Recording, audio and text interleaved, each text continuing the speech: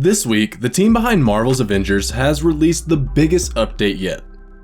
Since the game's launch, they have added Kate Bishop and Clint Barton, or Hawkeye, as playable characters, as well as a number of new events and missions for players to grind the best gear from. Unfortunately, even to hardcore fans, most of these additions have not felt fresh enough. For Wakanda, which adds Black Panther as a new playable hero, does come with some of that much desired freshness.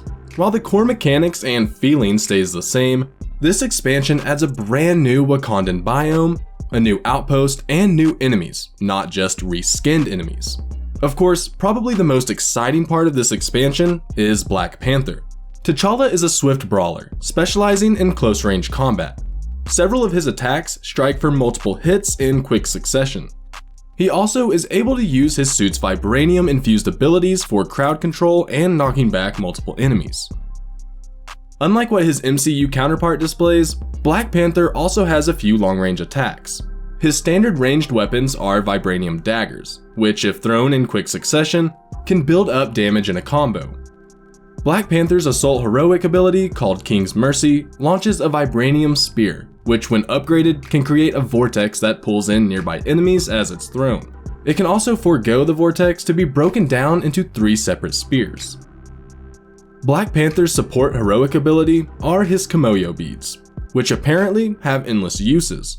These beads are thrown into the air and cause enemies to be more susceptible to stun damage. When upgraded, they can also heal nearby allies and even intercept enemy projectiles. His ultimate heroic is called Bast's Chosen, which summons a spirit of the panther god Bast, who then rushes nearby enemies. This ability can be upgraded to also summon 2 Dora Milaje warriors to fight alongside Black Panther for a short time. The big bad of this expansion is one of Black Panther's arch enemies, Ulysses Claw, who is obsessed with Wakanda's vibranium. Of course, he is trying to steal it, but if he can't have it, he will corrupt it and render it dangerous to Wakanda. Crossbones is also there for some reason. The two team up for a really fun double boss fight at the conclusion for the For Wakanda story. While For Wakanda is a brand new location with brand new enemies and models, the mission objectives are still more of the same. They are dressed up with Claw's new creations, ancient and modern Wakandan architecture, but the objectives are still to defeat all enemies, protect these generators, and destroy these machines. Similar to how a new character feels whenever they become playable, Black Panther feels kind of clumsy at first, but once you start filling out his abilities and getting more powerful, you will find a build that you like, and the fun really begins.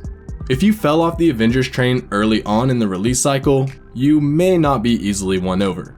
But if you enjoyed the base game and the other expansions, you will probably enjoy For Wakanda.